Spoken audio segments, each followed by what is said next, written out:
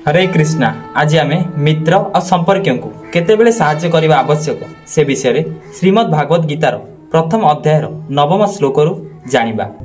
अन्ये च बहवहे शूराः मदर्थे त्यक्त जीविताः नाना शस्त्र प्रहरणः सर्वे युद्ध विशारदाः।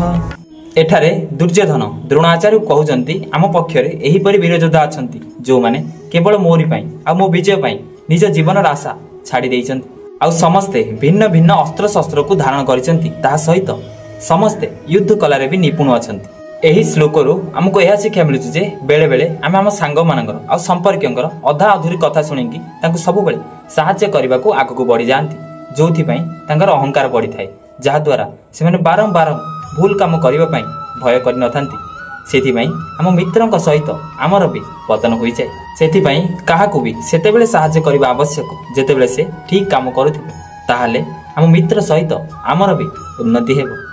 जय श्री कृष्णा। आज एतिकी।